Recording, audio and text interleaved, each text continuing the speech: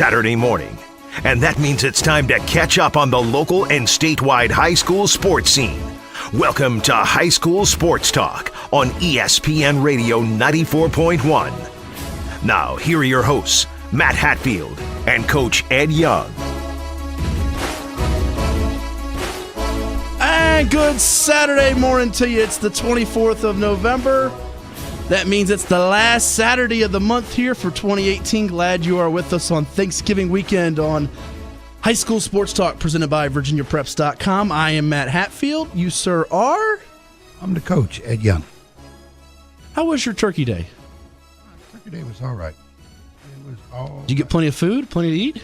I got enough.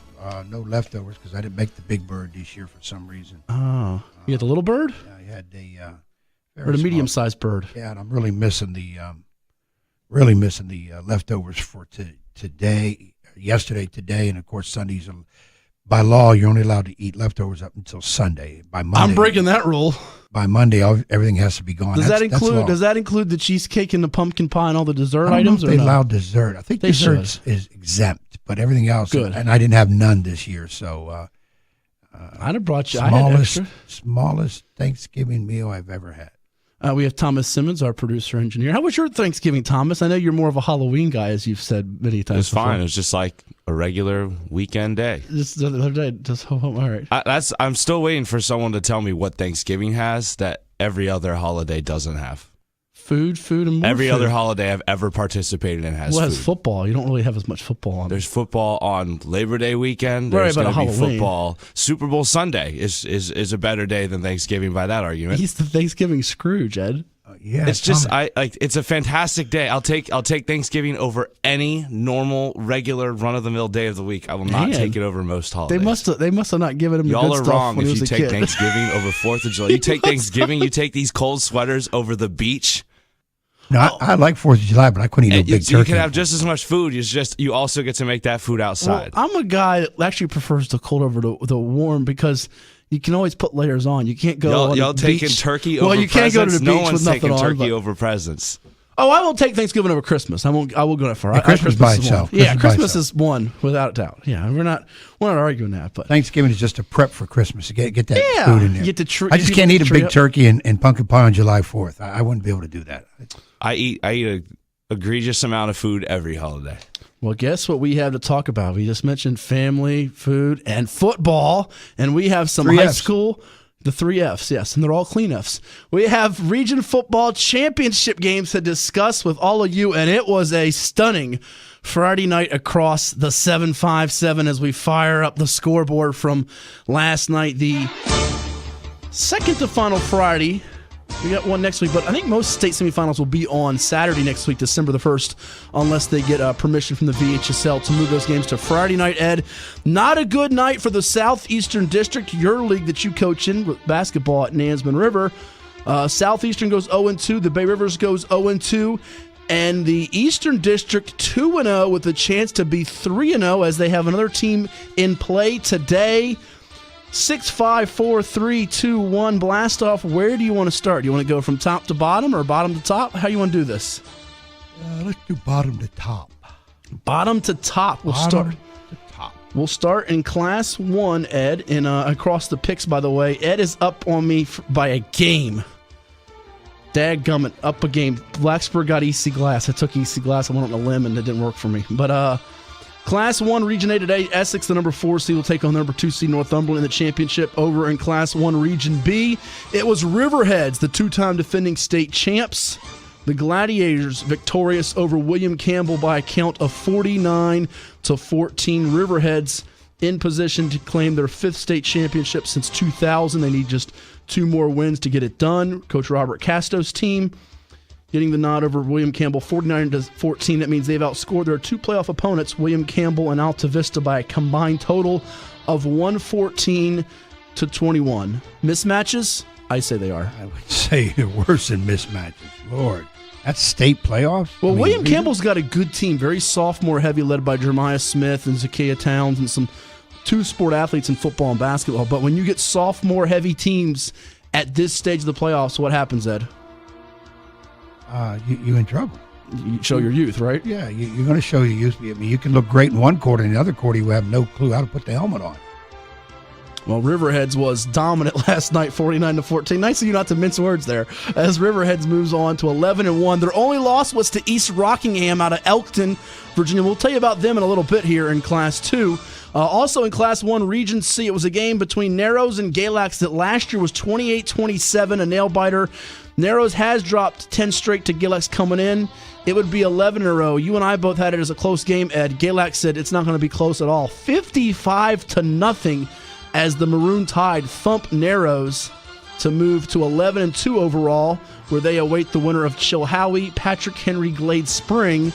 Chilhowie's closest game of the year was a 46-23 win over Patrick Henry back on October 25th.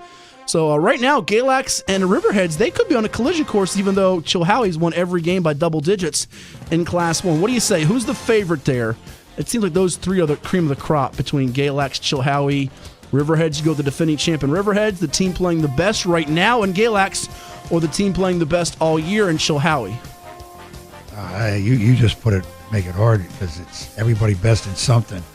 I'm flipping the coin, three-headed coin, and it's going to land on. Have a three-headed coin. They don't exist. I'm going on Riverhead. Riverheads. You stay with the champ until beaten. You gotta beat the man to beat a man. I got to Ric Flair him. That's Woo! Exactly right. Moving on to Class 2. As it was Goochland and Poquoson. I had faith in your Islanders. Last week we had on Elliott Duty, the head coach of Poquoson. They were looking strong in this game. Had the lead, but Goochland comes storming back to beat Poquoson 21-14, exacting revenge for last year's region championship loss to Poquoson at home. This time the Bulldogs a winner over the Islanders. So Poquoson's season comes to an end. A good one at that. At 9-4 overall. Their other three losses were to Bay Rivers teams in Lafayette, York, and who else did they lose to? Tab. So tough one there, Ed, as it's 21-14. Goochland a winner over Poquoson. You had Goochland a few weeks back to win Class 2 because of their defense, and when they needed it most, their defense came through in the fourth quarter. I'll tell you, I understand that, but you're about to give East Rockingham score coming up, and talk about points on the board. Wow, Goochland might need 12 guys to beat them.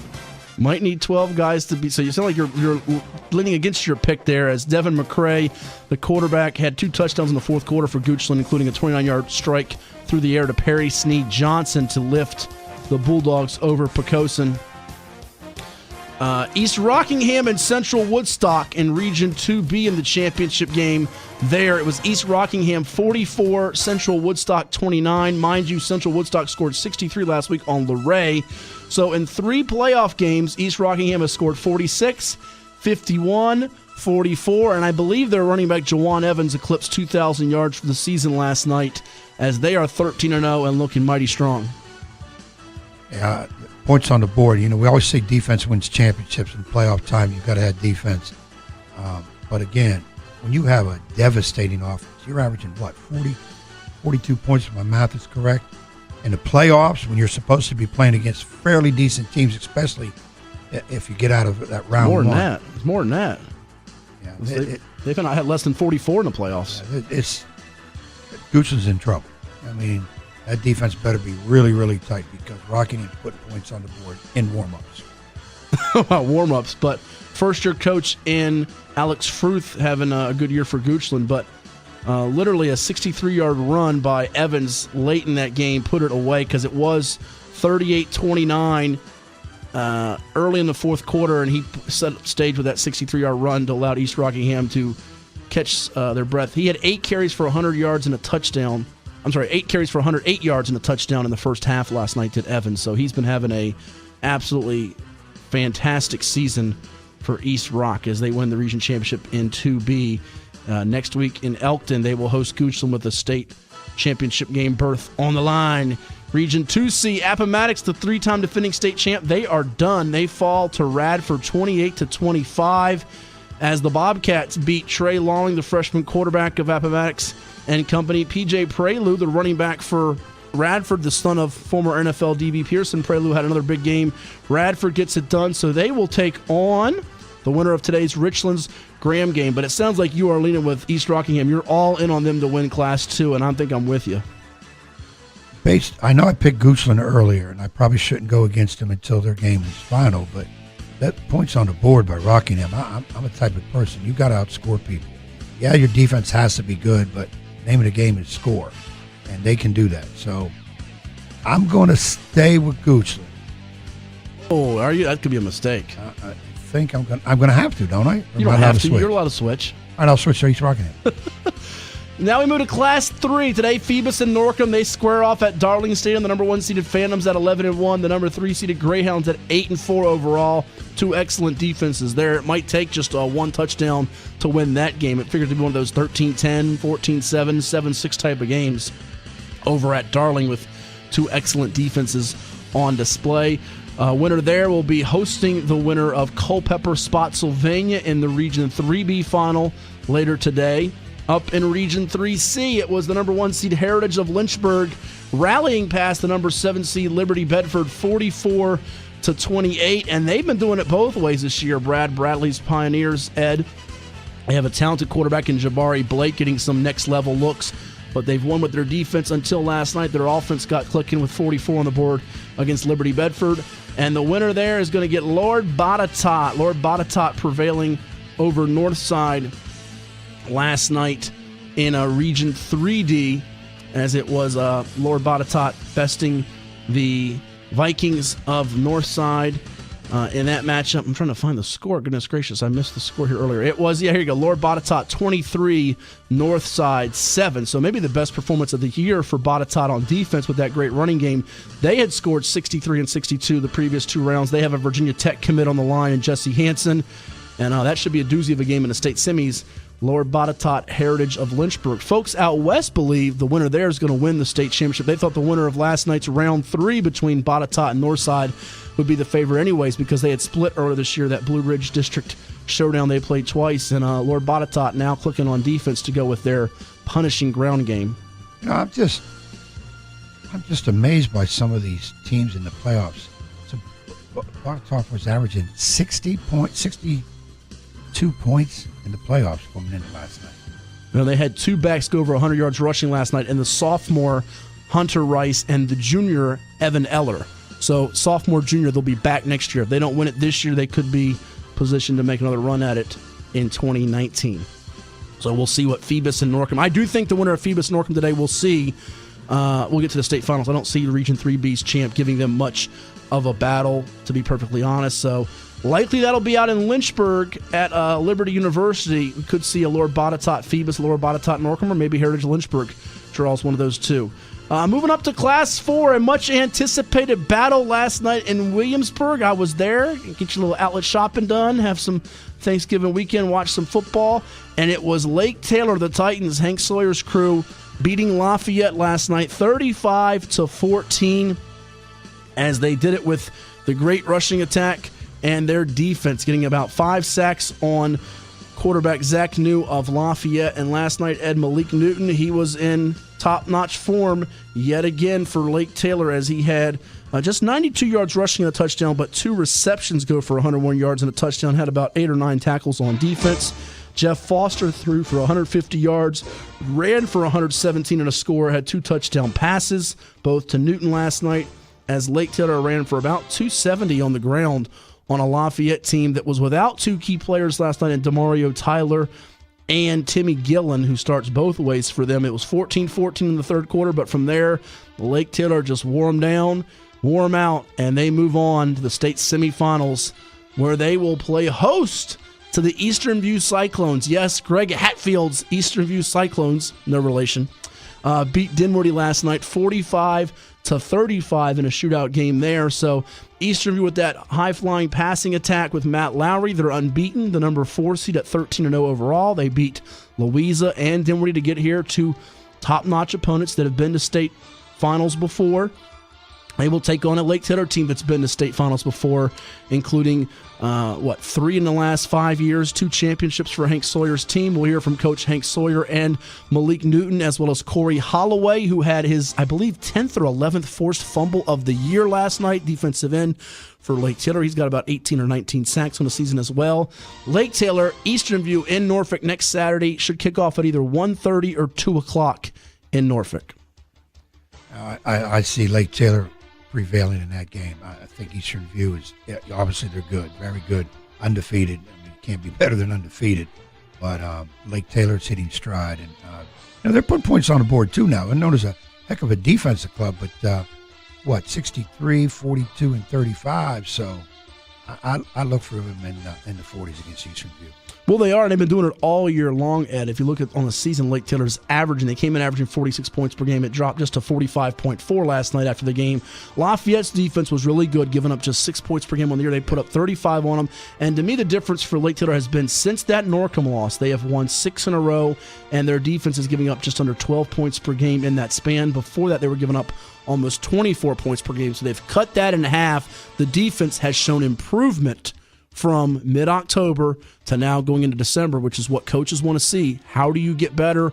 Lake Taylor's secondary getting more comfortable to go with Javon Harvey, their two-way leader and senior. Nice story in the paper, by the way, by Larry Obama and the pilot on Javon Harvey. We'll give a shout-out to Larry on that, as people got a chance to get a little in-depth on Javon Harvey's personal life and his football accomplishments. And that defensive front, as you know with Lake Taylor, they're a high-risk, high-reward defense, and the reward is great for them as they're moving on to the state semifinals.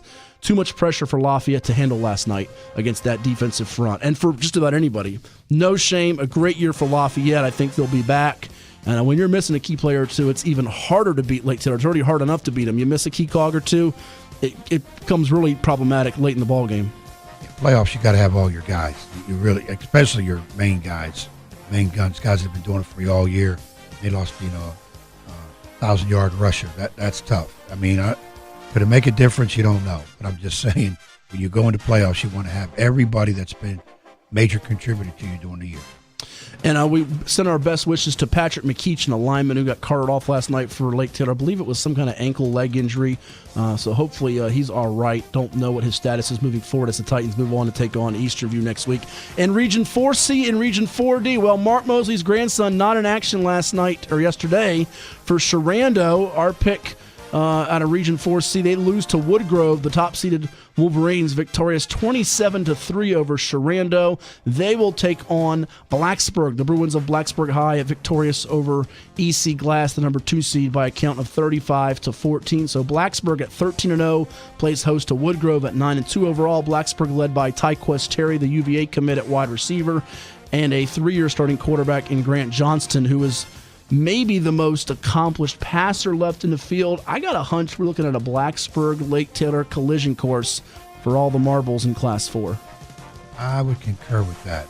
I think if even Eastern View could beat out Lake Taylor, I still think we'd see Eastern View obviously would be a nemesis for Blacksburg. But right now I'm going Lake Taylor all the way on that. Moving over to Class 5, Indian River, the top-seeded Braves. Oh, my goodness. Doubled up by the number 3-seeded Maury Commodores last night, 42-21. Who saw this one coming? I surely didn't. I'm pretty sure Ed didn't. I'm pretty sure most of the fans and, dare we say, experts in the area did not, as Alvante Lawton was just unbelievable. 15 of 19 passing for 308 yards and 4 touchdown passes. He found Deshaun Peel. He found Ty Granger a couple of times. He found Keandre Lambert. C.J. Beasley, who got hurt last week in the region semifinal thriller against Salem. He had a touchdown run. And unbelievably, Indian River, which really had not trailed by double figures all year long, is down 28-0 halfway through the ball game. The Braves would cut into it to make it 28-14 as Deshaun Cromwell found the end zone, as did Rasheem Brooks. But in the end, Maury pulled away and won it 42-21. Shocker of the night, and maybe shocker of the playoffs, Ed. Easily can be. Now, let's understand, we know Maury's good. Yes, very good team. We've said it all year. But doubling up Indian River, I didn't see coming. Can Maury win? Sure. I would say slightly less than 50%. Here's all you need to know. Indian River's defense in the last 11 games had given up just 48 points. They gave up 42 last night. I'm just really, really shocked on that. You wonder, was it slightly looking ahead? And it can be. Not in the playoffs when you're playing a team. I think there was some look ahead to it. But give Maury kudos and all the props. We'll be talking with Doreen McCain, head coach of the Commodores, at 11:45 this morning about how they beat Indian River, and they get to take on Highland Springs next, Ed. The juggernaut that is Highland Springs. We won't get that Indian River Highland Springs showdown. We get a Maury Highland Springs showdown instead, which should be fun up in Richmond as the Springers beat Henrico by the identical regular season score of 40-6. And Coach Lauren Johnson very adamant that they struggled in the first half yesterday, yet they still won 40-6. And I still believe that's either their closest or second closest game of the year. So Maury's still got their hands full with a very good Highland Springs team, but Doreen McCain turning that Commodores program around, 2 wins away from a state championship. First state semifinal berth, I do believe, for Maury since I want to say 1972 or 1978. We'll double check that here in just a moment. Yes, 1972. So kudos to the Maury Commodores. They visit Highland Springs next. Region 5C, it was Stonebridge over Broad Run 35-6, excuse me. Stonebridge, the number 2 seed, 35. Broad Run, the number 1 seed, 6. Ed, you had Broad Run. I had Stonebridge. This was a rematch from the regular season in which Stonebridge had lost to Broad Run, but not a 26-20 thrower this time. It was all Stonebridge yesterday, 35-6 over Broad Run, as they ended up rushing for 262 yards. Mickey Thompson's team often use that single wing. And the triple option, however, of Massaponax was not in its top form as they fell to North Stafford 46-21. So Penn State commit Devin Ford Thomas, he's moving on to the state semifinals. North Stafford, Stonebridge. Who you liking that one, Ed? I'm going Stonebridge. I'm going to go Stonebridge. Stonebridge, I'm with you on that too. You know, I wanted to go so much Stonebridge against Broad Run. I just didn't feel that they were quite capable of knocking them off.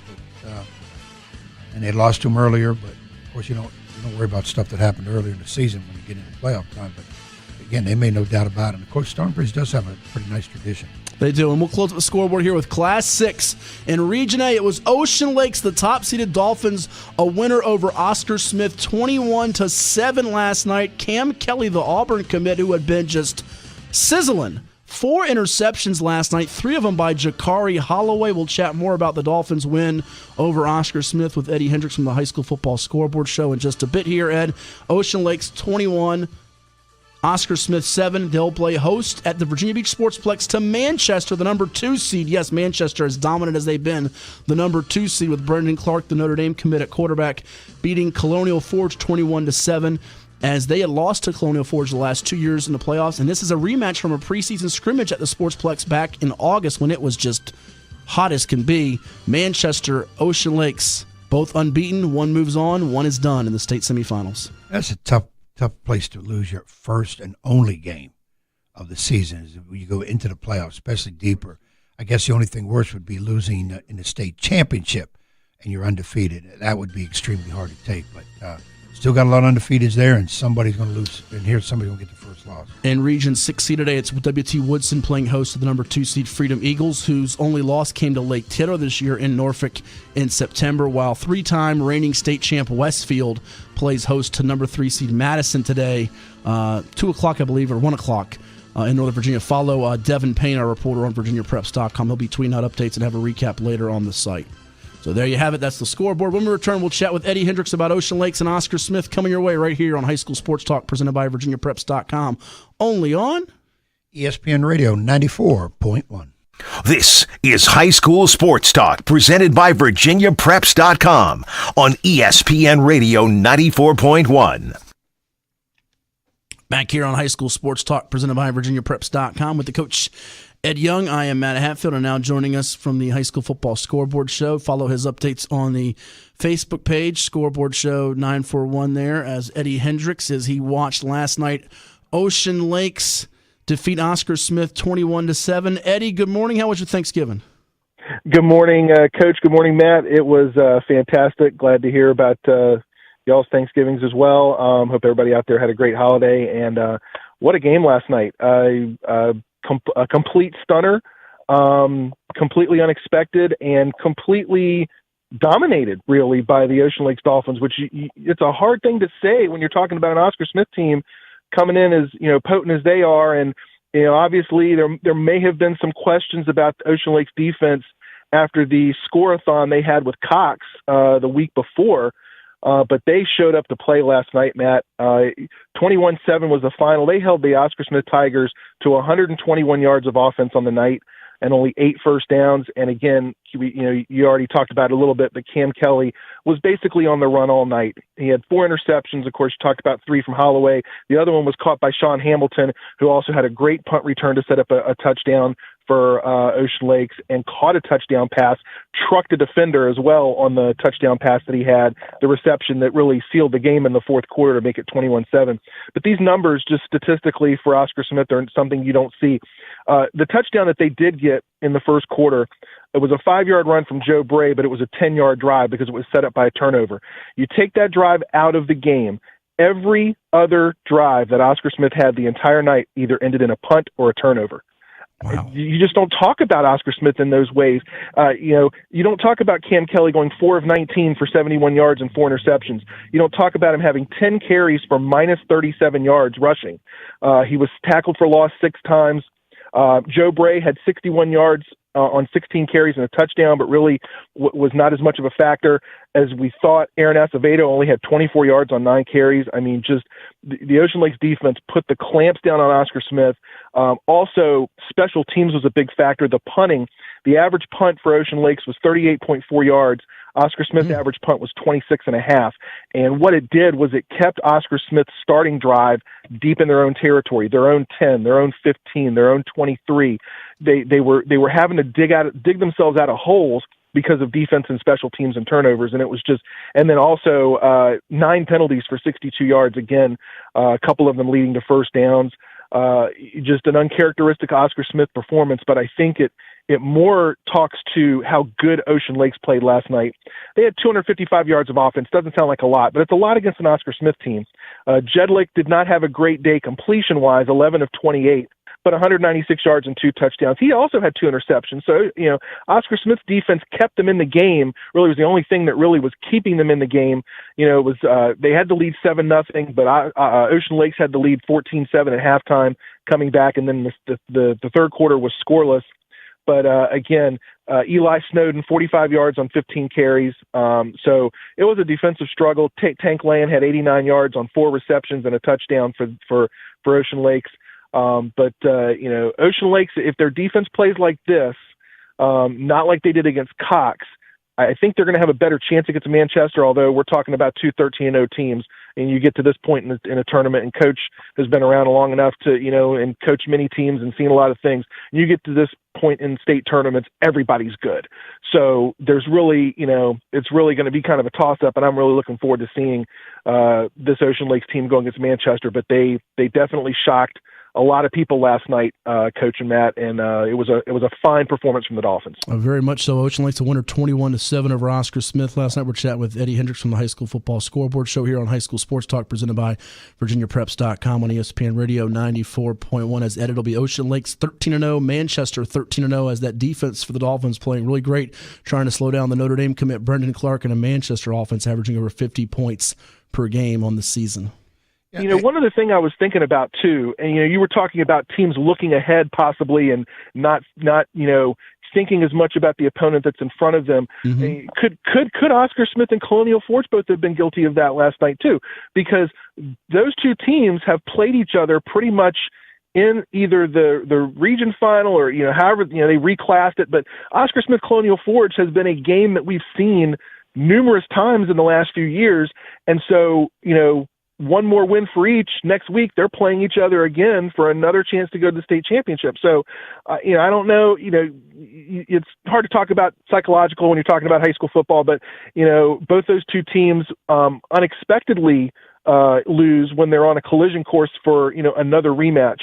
But this Ocean Lakes team is definitely a fine team. I see more of the beach than I do the peninsula. That's kind of why I'm looking forward to going over to see Phoebus and Norcom today at Darling. I'll be posting live on the Facebook page for that. But the Ocean Lakes Manchester game is going to be a really good matchup at the Sportsplex next Saturday. Yeah, a rematch. Friday or whenever they play it. A rematch from the preseason scrimmage. Now, what do you think about that psychologically? You think maybe we talked about it a little bit with Indian River looking ahead. Do you think there was any of that with those two? Or my thing about that, though, Eddie, not at the game. So, first of all, Ocean Lakes was, whatever it means, seated higher. And since they played Cox, I mean, when they gave up, 28 to Tavion Robinson, scoring basically himself in one half, they've only given up 7 points in 6 quarters. All right. So we're giving up 1 point a quarter, which is almost impossible in football. But I read the story, I listen to you. It looks like Ocean Lakes played their game, and maybe a little bit better than what they normally play. Oscar Smith might have picked the worst time to have their worst game. When I see 4 interceptions, I see quarterback sacked 6 times. They don't have maybe the least amount of total yards they've had all year in an offense that could pretty much name their score. Yeah, they were averaging at 371 yards a game, Oscar Smith. That was like cut to 1/3 of that. And we say sometimes, okay, these are kids, so maybe psychologically their mind wasn't really right. But those coaching staffs are well known for taking care of that kind of business, you would think. So I don't want to say it's looking ahead. Is it that we just didn't give Ocean Lakes enough credit throughout the year?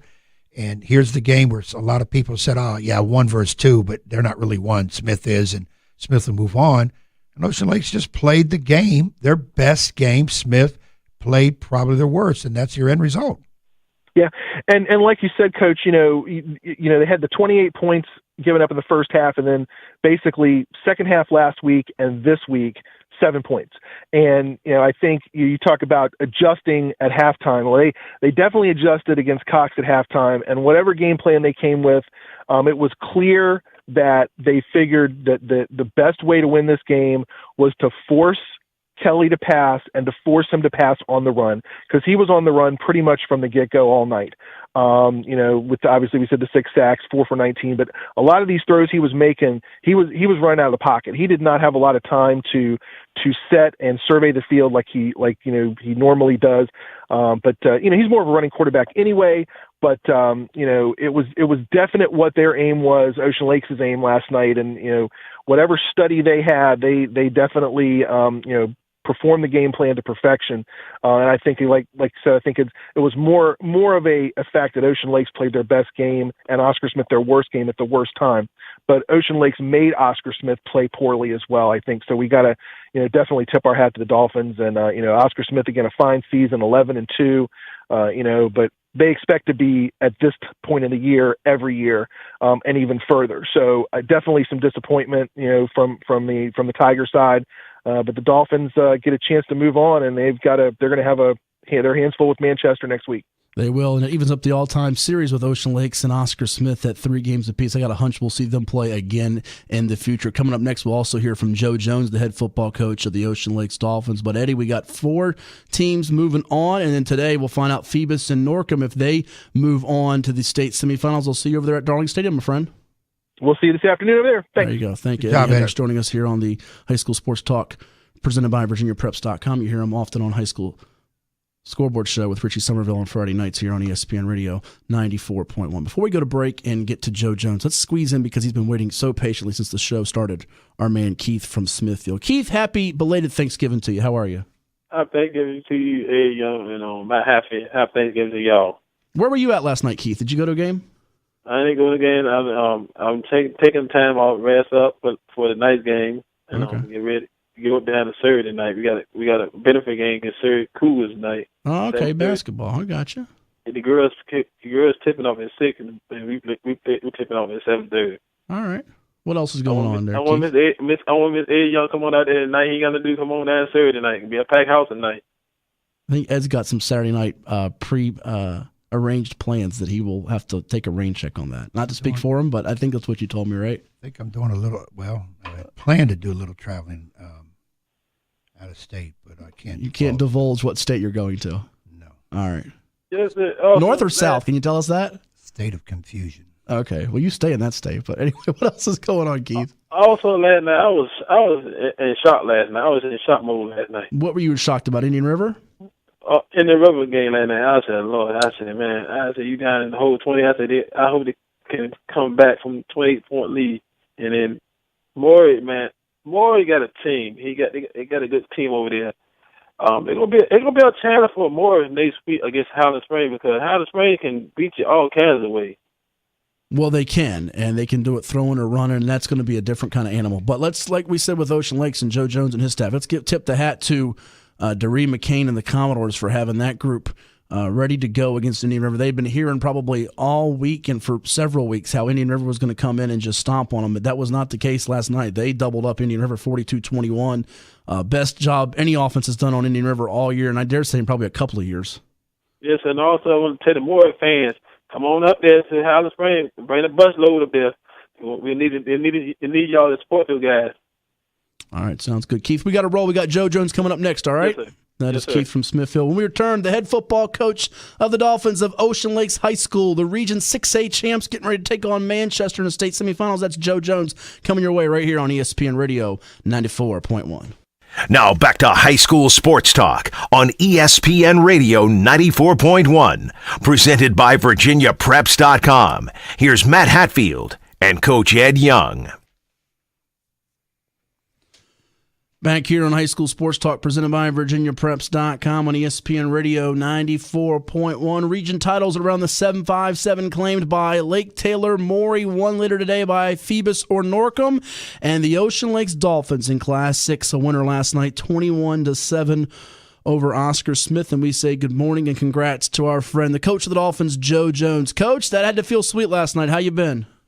Oh, man, that was sweet, Matt. And good morning to you guys. And appreciate you having me on, and proud of these guys, man. Every time I see you, I love my players and our team and our coaches and our fans, and that was a huge one last night.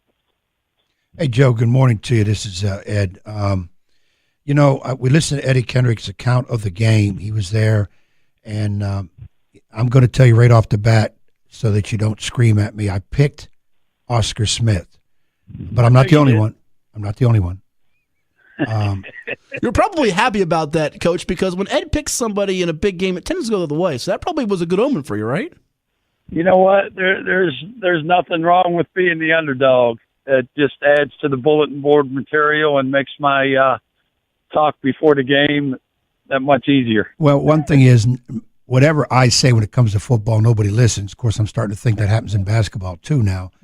But looking at the game from afar and only being able to look at and hear stats, you might have played one of your best, and I'm not going to take from your victory because you guys have done it all year, and you've done it under what I don't think people quite understand. Almost every game you're missing somebody because of injuries, and you've had to overcome a lot of that. That's not easy, especially when you get in playoff time. But somehow you have mixed and matched it. You've got the players performing. Your game planning last night, and this is kind of what I try to read between the lines, was near perfection. You took away what Oscar Smith does well and nobody has, and you made them look so normal, and maybe below normal. I mean, they're running around for their lives. You're rushing 6 times. You bring the quarterback down. You intercept 4. They probably, which is a stat you don't see, they probably hurried every other pass, whether they completed it or not. So you completely had them shut down. And my thing is, hats off to you, but you've been doing it all year. This ain't no shock or surprise. And I think people need to realize that. Well, First of all, no, it isn't a shock to us because we've been a pretty quiet, I guess 13-0 now this year.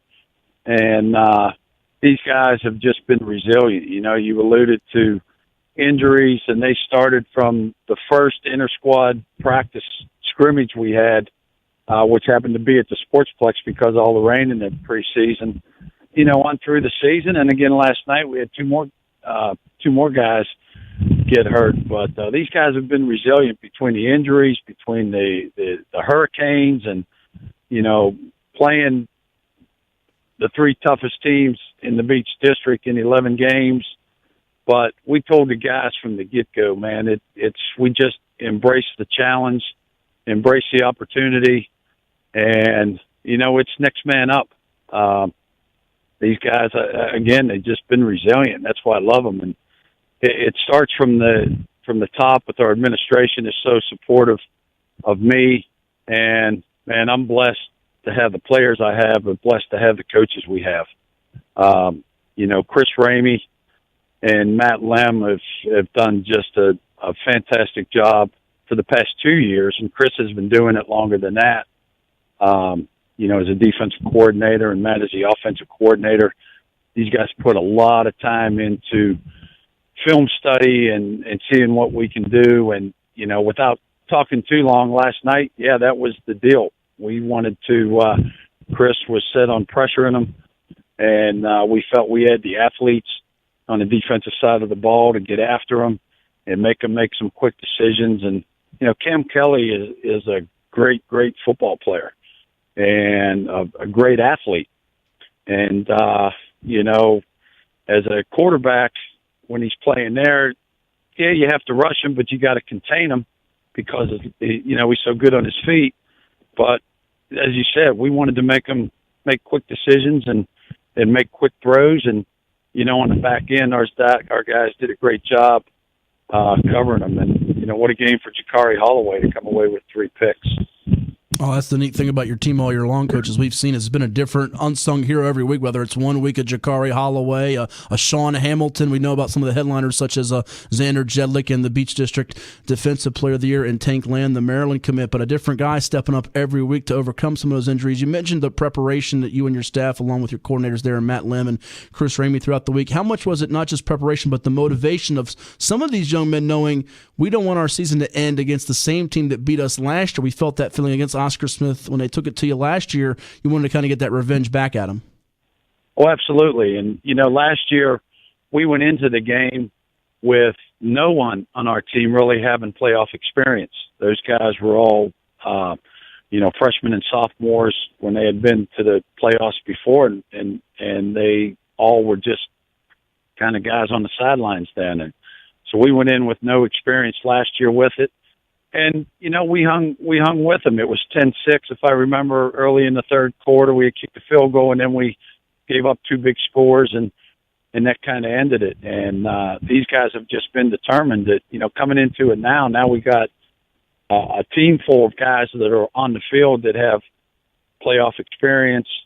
And then we get a guy like Tank Land in there that has had some playoff experience and playing in big games and, being a leader on the defense, and Xander doing his thing on offense, which, by the way, Xander broke the Ocean Lakes record for most touchdown passes in the season last night, getting to 35. Oh, nice. He's had a tremendous year. And, I mean, everyone, even down through the offensive line, we had to get some more guys to play 2 ways to cover up on the offensive line for some guys that went down with injuries. And, it's always been a next man up mentality. And told these guys going into the game, this was going to be a battle.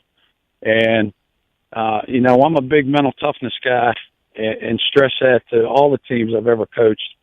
And I told them it was going to be a battle of mental toughness because, Oscar Smith has been the top football team around here consistently the past 10 or 12 years. And we knew it was going to be a battle of wills, a battle of mental toughness. And I'm just so proud of just the mentality our guys went into this. And there was no intimidation factor at all.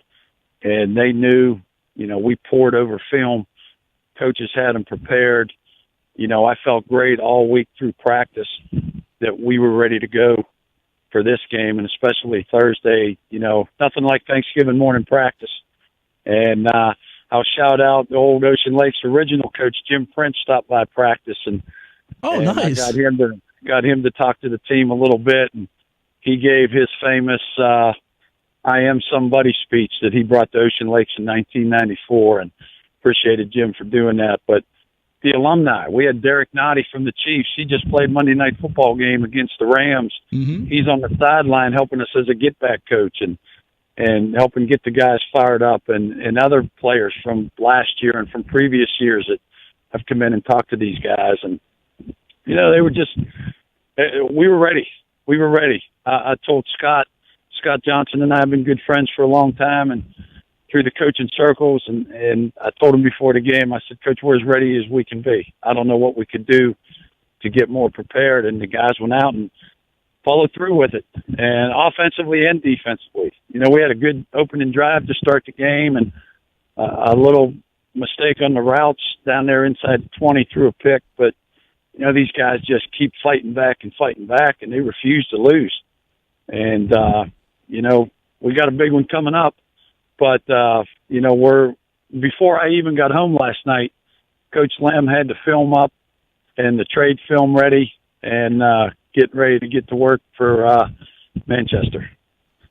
We're chatting with Coach Joe Jones, the Beach District Coach of the Year from Ocean Lakes High School. His Dolphins winning a region title last night, 21-7 over Oscar Smith, bringing back some of that tradition and prestige and pride here as the Dolphins move on to the state semifinals, where they will take on Tom Hall, Joe's good buddy, and the Manchester Lancers. A rematch from their preseason scrimmage here on High School Sports Talk, presented by VirginiaPreps.com on ESPN Radio 94.1 as two 13-0 teams collide next week, Ed.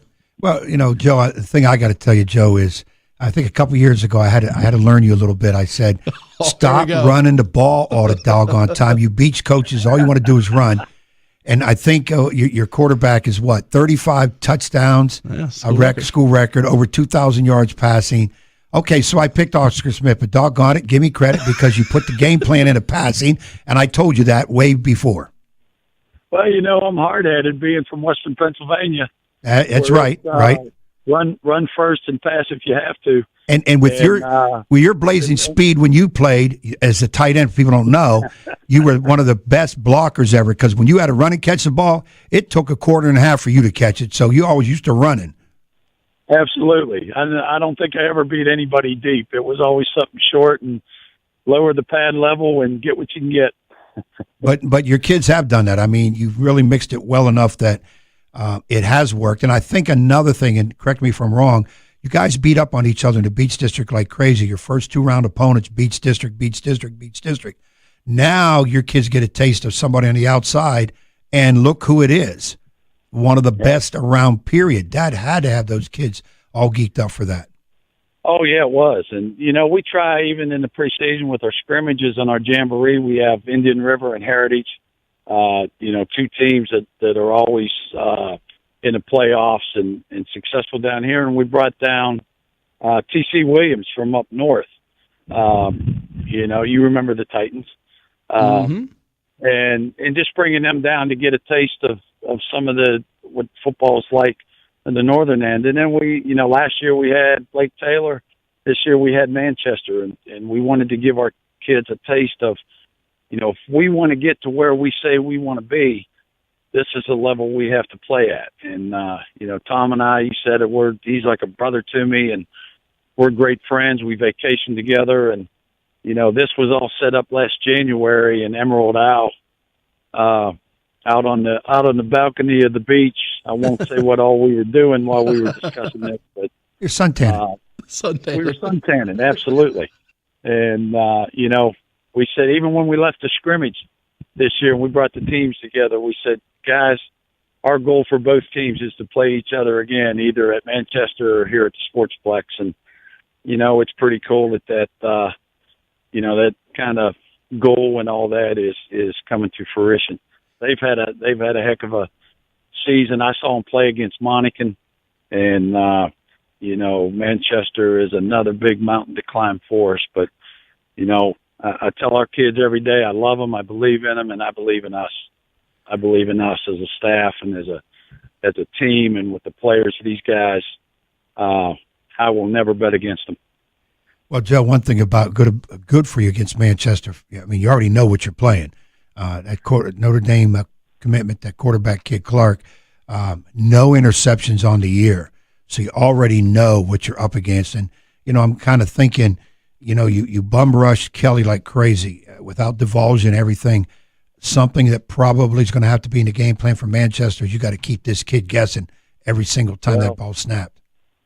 You guys have been around Chris Ramey. He's been to 5 state championships around the Beach District in his coaching career, and he knows what he's doing, and he is pouring 100% of his time into setting up the game plan. And, we'll have our coaches meeting tomorrow after everybody watches film today, and he and Matt will have a good game plan set up. And, I do my part with our punt team and our kickoff return team. And, And our punt team did pretty well last night. Sean punted the ball well, and we blocked it well. But everybody has a role, and we stress that from the scout team guys who have to emulate. Now, I don't know who we're going to get to emulate their quarterback this week, because he's a great one. But last week we faced a quarterback that's going to Virginia Tech as an athlete, not as a quarterback, but as an athlete. Cam Kelly going to Auburn as an athlete. Now we're going to face a quarterback that's going to Notre Dame. So, the mountain gets steeper, but like I said, we embrace that challenge, and we'll have a game plan together. Everybody asked me all week at school, Monday, Tuesday, Wednesday, y'all ready? Finally, after Thursday's practice, when the hay was in the barn, then then I could say, yeah, we're ready. And we'll do it the same way this way. And I think we'll get an extra day of practice because the game will be on Saturday. So, Chris is going to come up with a great defensive scheme and game plan, and Matt's going to come up with a great game plan. And, we're going to go lock horns. And like I said, Tom and I, he's like a brother to me. But you know how it is when brothers get together and compete. We want to beat each other. And, we want to beat him as much as he wants to beat us.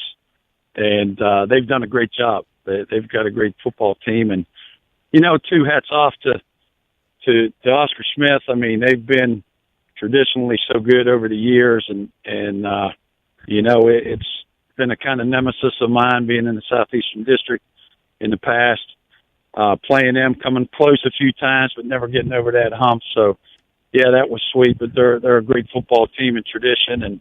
And hats off to Cox and Kellum. They came to play in the first two playoff games. And, as you know, it's tough beating good teams two times in a season. So, it's been a tough road to hoe throughout the playoffs, but our kids have been up for the challenge.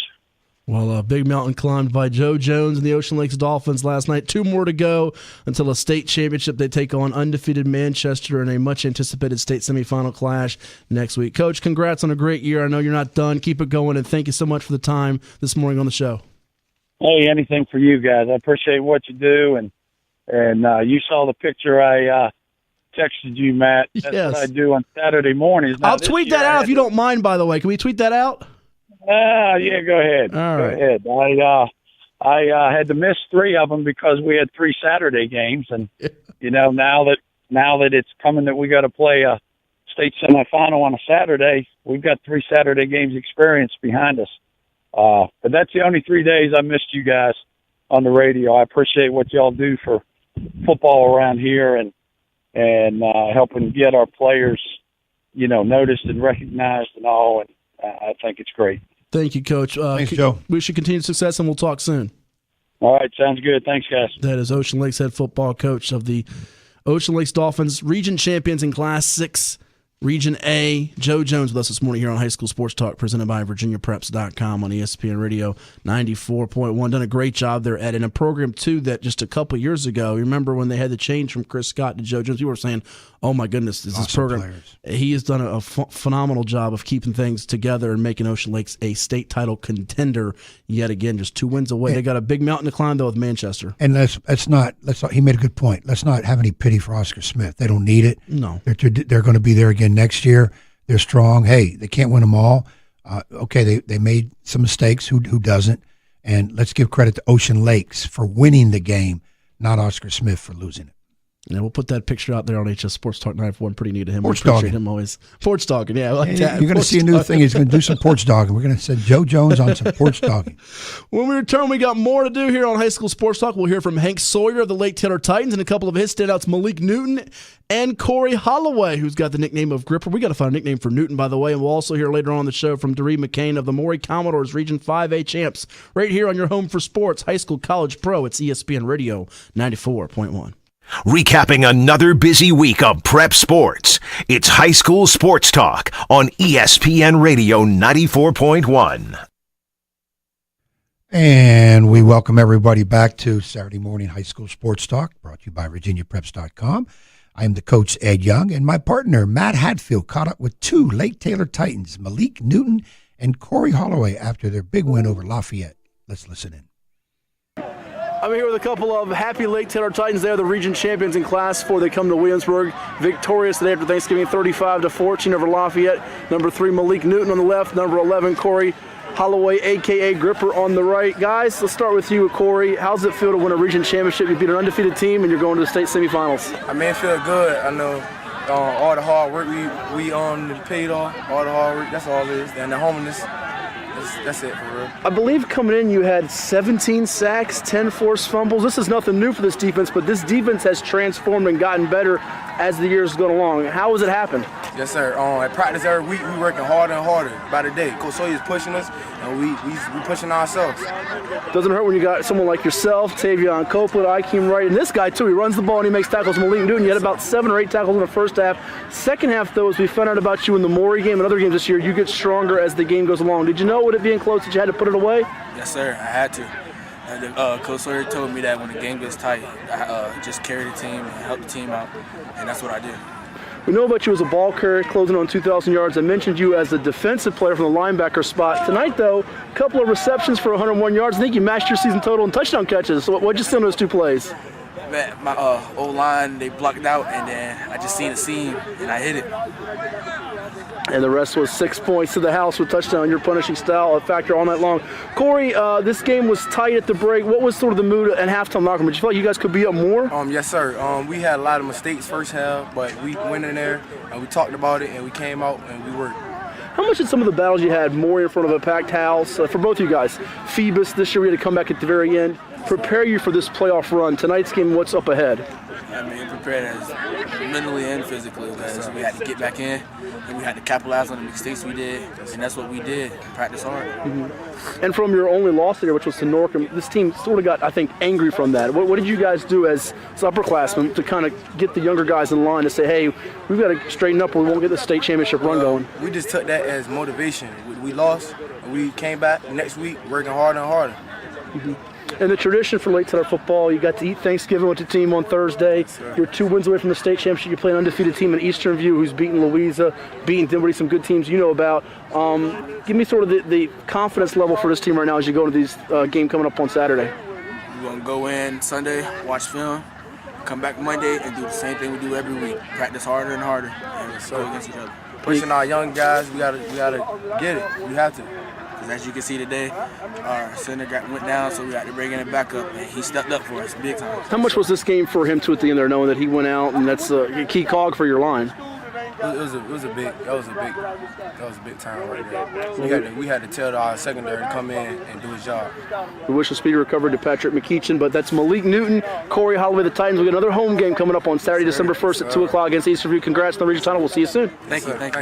So a couple of Titans from Lake Taylor High School, Corey Holloway and Malik Newton. Lake Taylor victorious 35-14 over Lafayette in Williamsburg last night, Ed, as Malik Newton is closing in on 2,000 yards rushing on the season.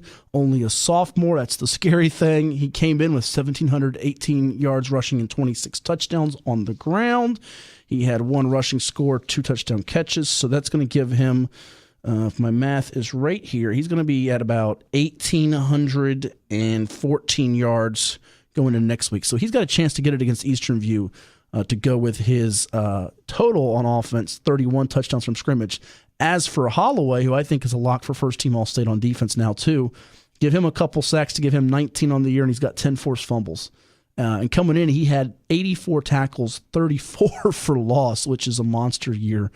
2 of the standouts there for Lake Taylor as they pulled away against Lafayette. And right now, they're playing at a different level, similar to a couple of their championship teams, as this could be championship number 3 for Coach Sawyer as he gets ready to take on Eastern View next Saturday.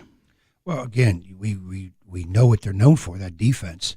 You mentioned what was second game of the year when they gave up, was it the Norcom they lost to? No, it wasn't second game of the year. That was midseason. You're thinking of that Norview game that was a shootout. You remember that game? Yeah, that was uncharacteristic. That was well. They had the Maury game was a shootout as well. I'll give you when those happened. 1 second, as the computer loves to freeze up on me. But no, they beat Western Branch 50-15, and they beat Freedom in game 2, 42-28.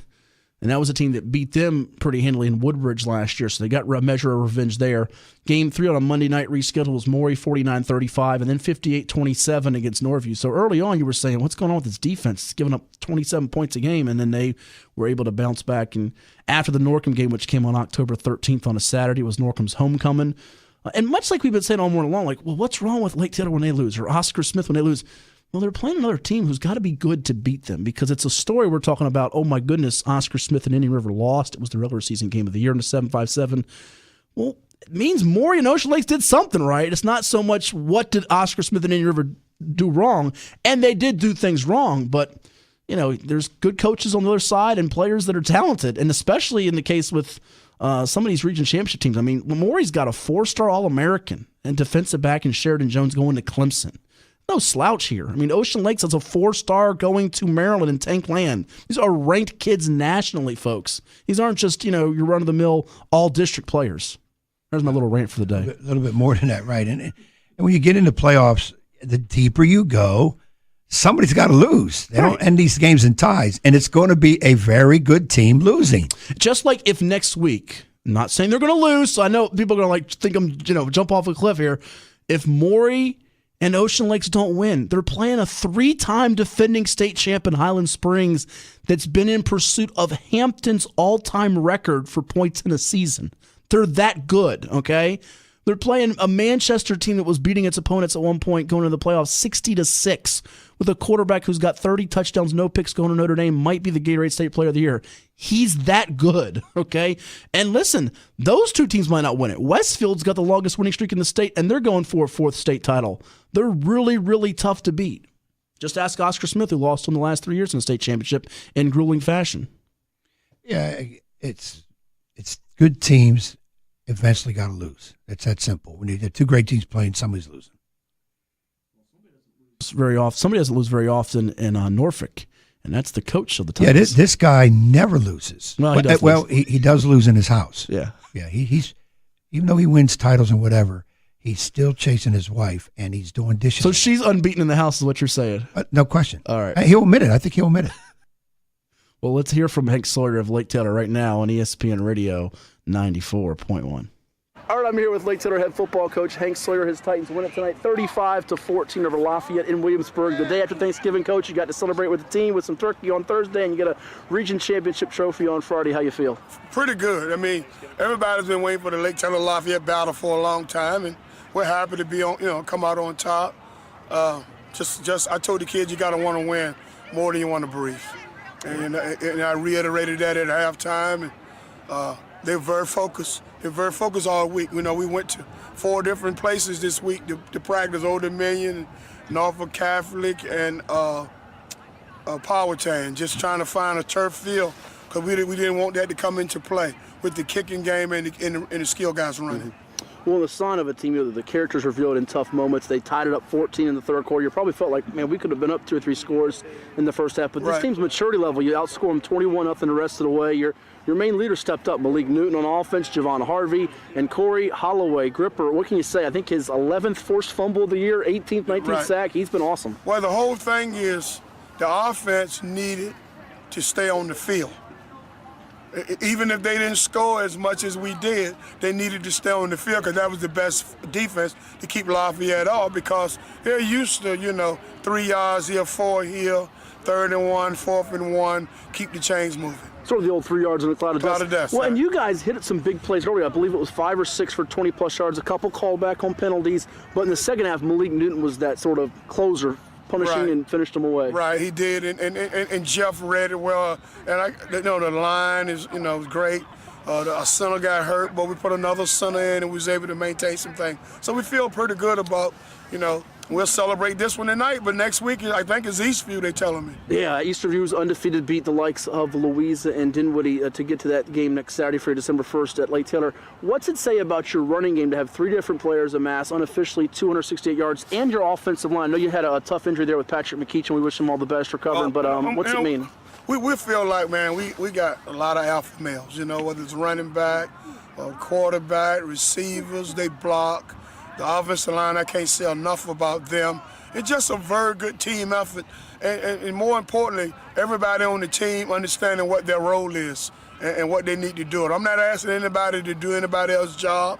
You don't got to play over your head. You just got to play the role that Lake Taylor has for you. Well, the way you guys schedule out of district, and then even in your district, I mean, Maury's good playing for region championship, Norcom's playing for region championship. You played Phoebus in a tough game. It feels like they were prepared for these moments. Well, we've had some big games, Freedom playing for a regional championship. So we played their schedule, and the coaches and the kids, they don't like me to go out and make schedules because they say you never know who we're going to play, But I'll play anybody. When it's all said and done, I want people to say, Hank Sawyer will play anybody. Two more for you. Appreciate your time. What was the turning point? Because this was a tough battle there about 5 minutes ago, third quarter. The turning point was after they went ahead and tied it up, the offense came out and scored. And I learned something from Lou Holtz a long time ago when he said you got to match a score with a score. Yeah. And I have that philosophy every week I play. If you can match a score with a score, you're going to be okay. 2 wins away from a third state championship. You played an undefeated Eastern View team. I don't know how much you know about them. They won a dramatic game, as we mentioned, with Louisa. But you get another home game. What's that mean to have that last send-off for your fans? We call our home Death Valley, and we like playing there. And we'll get a few more fans hollering for us. And the kids, that's just their comfort zone, And anytime you can play at Lake Taylor, it's going to be a plus. And I respect Eastview, and we'll celebrate tonight, and then we'll get ready for them. Titans celebrate Thanksgiving weekend with the win. They turn the page in November in the state semifinals. We'll see you then. Bless you. That is Lake Taylor head football coach Hank Sawyer winning last night. His Titans did 35-14 over Lafayette. And Lafayette, we tipped the hat to them. A fine year, Ed, for them as they were unbeaten, had not given up more than 14 points all year until last night. Lake Taylor hits them on the 35 spot. I think the lowest they were held to all year was 13, and Lake Taylor pretty much did that last night. Their defense was up to the task of slowing down that Lafayette running game, which averages over 300 yards rushing per night. And here we are. It is Lake Taylor Eastern View. Even though Lake Taylor's not undefeated like Ocean Lakes and Manchester are, and some teams, you get the feel that they kind of have that aura of an undefeated team. That one loss was to Norcom. They didn't play well that day. Norcom played, at top of its game, hitting them with some touchdown passes. And it'll be interesting to see. Are they the best team left? You're going to make some fans angry with the chance to win a state title. We got 5 in play now. You got Ocean Lakes, you got Maury, Lake Taylor, Phoebus, and Norcom today. Of those 5, who's the best chance to win a state championship? To snap the are we on a 3-year drought? Lake Taylor was the last to win a state title, I believe, from here in 2014, if I'm not mistaken, right? Yeah. 15, 16, 17. Yeah, it's a 3-year drought. You kind of look who they have to because they lost in 15. Who they'd have to play in a state title game. You got Highland Springs out there. You got a Westfield. They're Division 5. They're not in the same division. They're in Division 5. Westfield's in Division 6. You know about Lake Taylor, but I'm talking about all of the ones we have left. Yes. So what you're saying is those are tougher obstacles for Ocean Lakes and Maury than the obstacles in front of a Lake Taylor or maybe Phoenix. And I'm not saying Lake Taylor has it easy by No. any means. They're going to get tougher and tougher. I like their chances the most, I guess I could say. We look at who's left. And then I would think the winner of Phoebus Norcom, I think, would be next. I might still put Lord Botetourt just a smidge ahead of them. I think Lord Botetourt's running game and their line play is right now. They've got maybe 3 scholarship players on the line, and that's rare in high school football. And the one good thing for Ocean Lakes is they're very familiar with Manchester. That does help. They a are bit too, very familiar. That is definitely a help. And of course, Maury, again, they can't savor this win over Indian River forever because down the road, there's Highland Springs. Yeah, well, and to play devil's advocate with you, you say Ocean Lakes is familiar with Manchester. Manchester's familiar with Ocean Lakes. Same so thing. You can flip that around there. Absolutely. With that one. And that they're playing with great confidence. I think what helps Ocean Lakes maybe more than that could be that they're playing at home. They don't have to travel. And Highland Springs has to be happy that they don't have to travel to Chesapeake. They were going to have to make 2 trips potentially to the 757 if they were to play Indian River and then win and then come back to Hampton University for the state finals. As it stands, they get to play one last game there at Highland Springs against Maury, who will try to really shock the world. You think beating Indian River was a stunner. They beat Highland Springs. That'll be, worldwide news, if you will, there. So now I want to know, Hank Sawyer is great with some of the lines he brings out there. He's one of the best quote machines out there in the area. We got to find a nickname for Malik Newton, by the way. So if you got a nickname for Malik Newton, hit us up on HS Sports Talk 941 or call us. I don't think you can use Fig. No, you can't use Fig. Yeah, you're funny. Yeah, no. He used the line, I know he's heard it before, you got to want it more than you want to breathe. Now, are you going to use that next Friday night in your team's opener against Deep Creek? No, because if we lose, they'll say, Coach, we couldn't breathe. Oh, they'll blame you for not being able to breathe? Oh, yeah, I said the wrong thing. They said, Coach, that didn't motivate us the right way. We couldn't breathe. Hey, how about... But what if you do? What if it works and you win? I got a good nickname for Malik. All right. You got a good nickname. Munch. Munch? M-U-N-C-H. Munch. Munch? Like the character Munch from Law & Order? Munch? No, you munch on Fig Newtons. We can't call him Fig. No, I don't like that. Well, we're going to find a nickname for him. Believe me, by the end of the weekend, Coach I'm sure Hank has already one for him. I asked him last night. He said he didn't have a nickname. That's the only way you knew. I thought every Lake Taylor and Hampton kid had nicknames because he and Mike Smith are the best with nicknames. Yeah. We got to find one for him. Holloway's got Gripper. Remember, he had Big Money, Naquan Harris, and Brandon Porkchop Moore. He had some great nicknames there. We'll see. I tell you what, he wins the state championship in a couple of weeks. He any nickname you want, pick it out. A couple more segments to do here on High School Sports Talk. Don't go anywhere. It's right here on ESPN Radio 94.1. We've got Maury coach Doree McCain joining us later on in the show. I want to get this out there too, by the way, folks. Coming up on Tuesday at Menchville High School, Delegate Mike Mullen for the 93rd District of Virginia will be presenting a resolution in Coach Ben Moore's honor at the Warwick-Menchville game next Tuesday. That's great to see. So going out there Tuesday night as the high school hoop season gets underway. Menchville-Warwick, a nice little nugget there in honor of the late, great Ben Moore. That's well-deserved. Well-deserved. By the way, you know who was at the Lafayette-Lake Taylor game last night? Hall of Famer? Do you know this, Thomas? Let's see if you the one and only Lawrence Taylor. Oh, you did see it on Facebook. There you go. No, when you say Williamsburg and Lafayette, I think quickly of Lawrence Taylor. He was on the sideline. I could not get down there quick enough to try to get him to come on the show. So I don't think he does a lot of shows anymore. He might not, but it was great to see the Williamsburg great, Lafayette grad LT, the sack master himself from the New York Football Giants, Pro Football Hall of Famer, in attendance supporting his Lafayette Rams. Supposedly, I was told last night by Marty O'Brien at the Daily Press, he comes every year to see him play at least once. So good to see him there on Thanksgiving weekend. As there's a lot of people around the fence hollering for LT. I think they were wanting pictures and autographs and all that. But good to see him at the game last night. Again, a couple more segments left. Give us a call at 757-687-9494 right here on High School Sports Talk, presented by VirginiaPreps.com, only on ESPN Radio 94.1. This is High School Sports Talk, presented by VirginiaPreps.com on ESPN Radio 94.1. Before we get Doree McCain on the next segment, head football coach of the Region 5A champion Maury Commodores here on High School Sports Talk, presented by VirginiaPreps.com on ESPN Radio 94.1. I want to throw out there, don't know who the player was, but an Eastern View player broke his ankle in two places and tore a ligament last night. Surgery plans that could affect the Cyclones' chances against Lake Taylor. Let's go to the phones here at 757-687-9494 and talk with Dean in Norfolk. Dean, you're on ESPN Radio. How you doing? How you doing, Matt? How you doing, Coach Ed Young? Doing fine. How you been? I'm good. As always, Matt. You know I want to start out with my shameless plug. Okay. It was a great game last night over in Williamsburg. Always want to give love to the Titans. Give love to my son Keontae Welch. He had a big sack last night too. I think that was right before the half, man, right? I'm so excited. And the reason I'm so excited is because and I want to say this for the parents or people who sit in the stands and they say certain things about kids. What people don't know is about my son, he was born with a condition where his feet was turned sideways. Ooh. And they wanted to break his ankles and turn his feet straight, but the wife I had at the time wouldn't let them.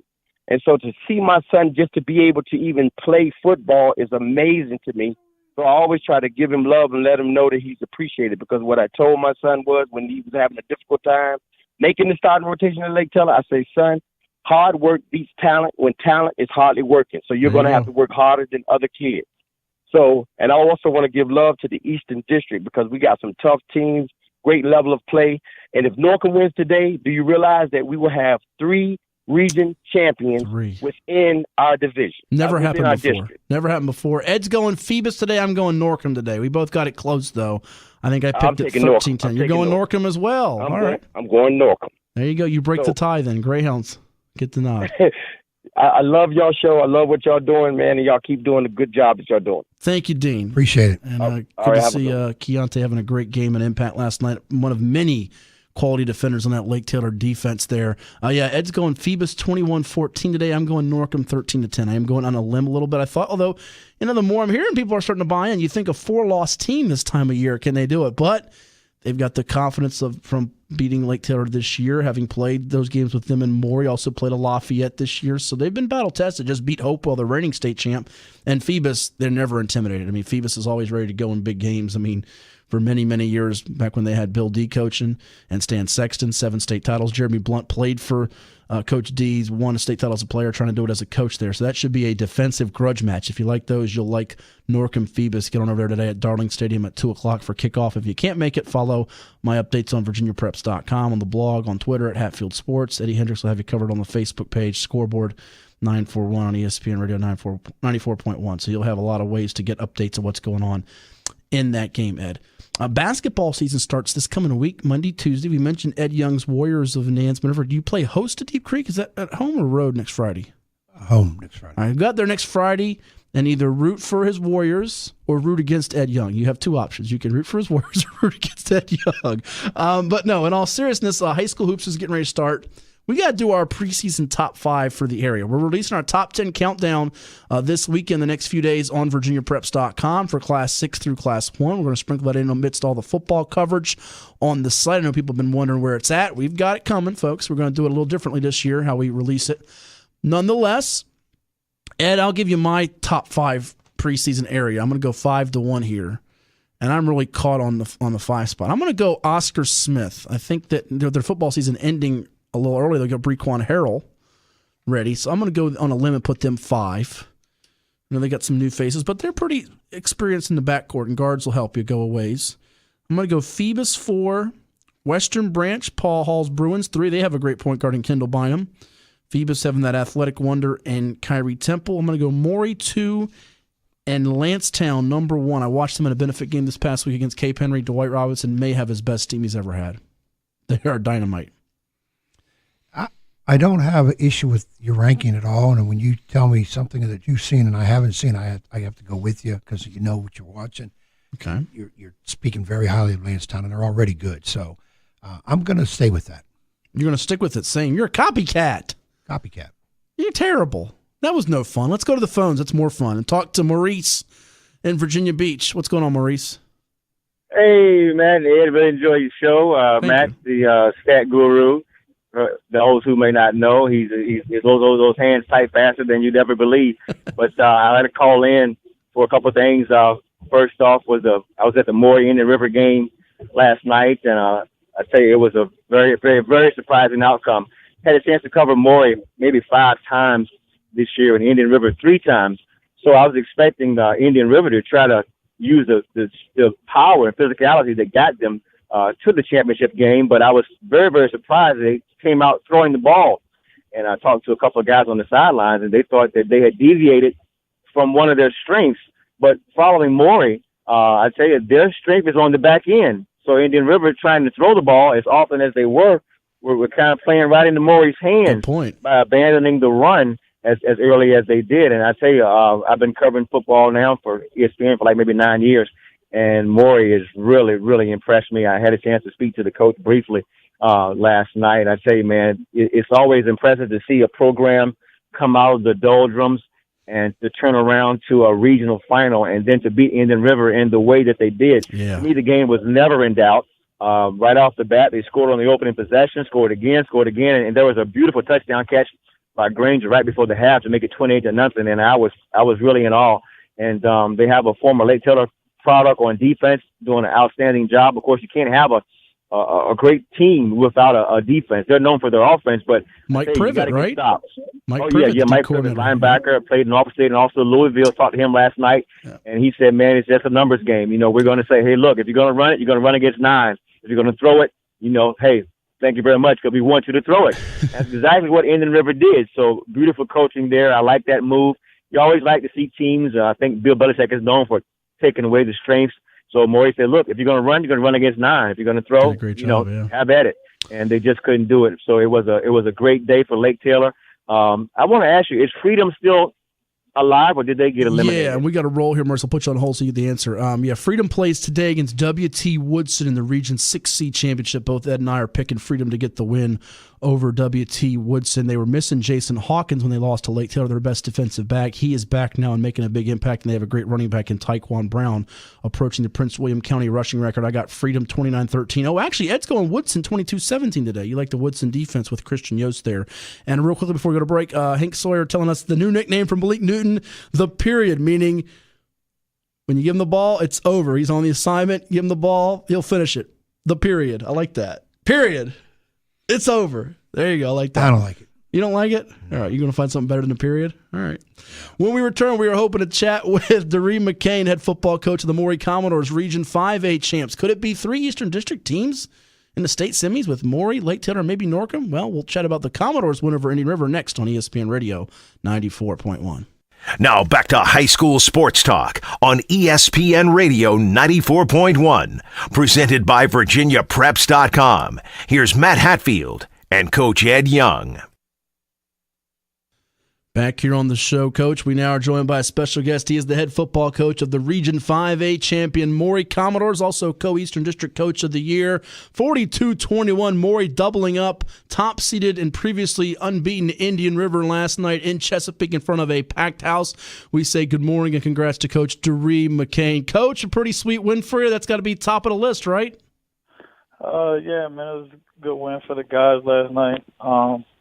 Just proud of my kids, man, for being in the atmosphere, for a lot of their first time being in the atmosphere, that type of game, and that type of moment. And the guys stepped up to the challenge, man. I'm proud of my kids, man, and my coaches for doing a great job. So good job and good win for those guys, man. Well, on the Eastern District having a great night, you win. Lake Taylor wins. Norcom playing Phoebus today. But let's talk about one of the new faces for you this year, Alvante Lawton, the quarterback. What a night. He had 15 of 19 for 308 yards and 4 touchdowns. And oftentimes it's been different units stepping up for you, whether it's the offensive side of the ball with the headliners such as C.J. Beasley and Keandre Lambert and those receivers, or the defense with Sheridan Jones, the Clemson commit All-American leading the way. And Lawton had, dare I say, his best game of the year last night? Yeah, I would say one of his better ones. He gave up a ball late in the game, but other than that, I think he played well.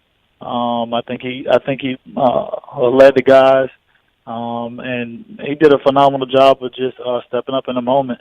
Him and the kid Brooks from Indian River, who's also a great quarterback, one of the best in the area. Vontae definitely showed why he's the best quarterback around. So. I think congratulations to him. I'm proud of him. He stepped up. We're definitely tough on him. Been tough on him all year. But it's just another testament to his hard work and the guys' hard work and the offensive line stepping up to the challenge, to be honest. Is how you guys neutralized that front four. And letting Lawton have his day back there. Talk a little bit about that. Yeah, I mean, I just think that our front four stepped up to the challenge. I think there was, a lot of talk about, their front, and they have a great front, But I mean, it's just about guys stepping up to different challenges. I mean, it's been different challenges every year, the whole year on this guy or this segment or this part of the team having to step up. And it's like that in any game. You just gotta win your matchups and step up to the challenge when they're presented. I think our offensive line and our defensive line did a great job. I think it was definitely a great team win. We played well in all segments, and from watching the film, we still had a lot of mistakes, but credit to our offensive line because I mean we were able to pass the ball and we were able to run the ball. So credit to those guys up front for stepping up to that big challenge. And of course, you guys, you're known for your skill, the so-called skill players. You're coming in at 40, a little bit over 40 points a game. Obviously, that is by design, correct? Yeah, I mean we have a great core guys. I mean, of course, everybody knows about Sheridan Jones and Keandre Lambert. But